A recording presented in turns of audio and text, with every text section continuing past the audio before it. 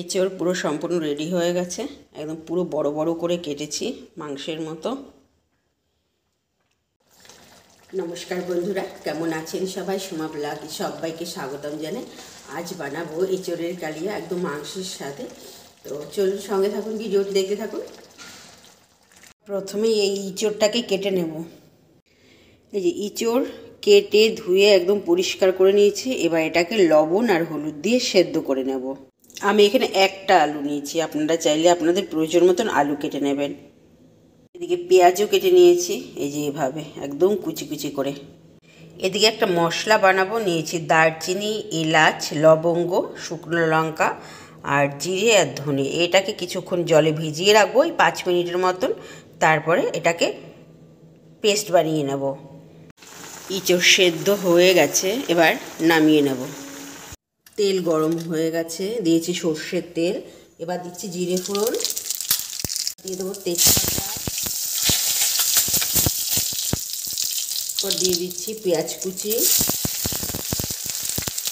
পেঁয়াজটাকে ভালো করে ভেজে নেব।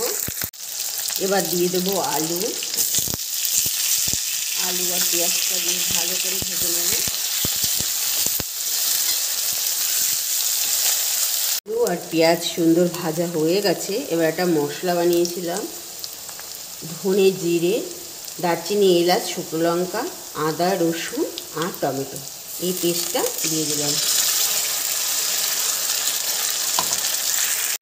এবার দিয়ে দেবো হলুদ, দিচ্ছি লবণ, দিয়ে বেশ কষিয়ে নেবো মশলাটাকে। ভালো করে কষিয়ে নিই। দারচিনি, এলাচ দেওয়া, লবঙ্গ দেওয়া, তো খুব সুন্দর একটা গন্ধ বেরোচ্ছে। মশলা বেশ কষানো হয়ে গেছে, সাইড থেকে খুব সুন্দর তেল ছেড়ে দিয়েছে। এবার দিয়ে দেবো ইঁচড়, সেদ্ধ করা ইঁচড়। কি সুন্দর একটা গন্ধ বেরোচ্ছে বন্ধুরা, না বললে মানে এটা নাকে না গেলে বিশ্বাস করা যাবে না, এত সুন্দর একটা গন্ধ বেরোচ্ছে।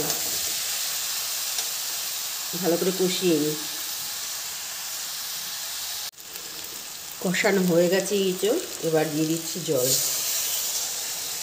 পরিমাণ মতো জলটা দিতে হবে। নেড়ে দিই। গন্ধ তো খুব সুন্দর বেরোচ্ছে, আর কি বলবো।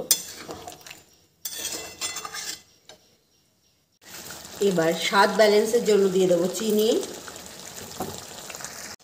এবার দিয়ে দেব গরম মশলা। এবার দিয়ে দেবো ঘি। একটু ভালো করে নেড়ে চেড়ে দেবো। আমার এঁচড় রেডি হয়ে গেছে, এঁচড় নামিয়ে নেব। এবার এঁচড় পুরো সম্পূর্ণ রেডি হয়ে গেছে। একদম পুরো বড় বড় করে কেটেছি মাংসের মতো। এঁচড় নামিয়ে নিয়েছি আর ধুয়ে বেরোচ্ছে। এভাবে এঁচড় রান্না করে আপনারাও খেয়ে দেখবেন বাড়িতে। যদি ভালো লাগে আমার কমেন্ট বক্সে এসে জানাবেন যে কেমন হয়েছে খেতে। আর আমার ভিডিও যদি আপনাদের ভালো লাগে আমার পেজটিকে ফলো করে দেবেন, শেয়ার করে দেবেন, আর ইউটিউব চ্যানেল থেকে সাবস্ক্রাইব করে দেবেন। সবাইকে অনেক ধন্যবাদ। ভালো থাকবেন, সুস্থ থাকবেন। ফিরে আসবেন নতুন কোনো ভিডিওর সাথে।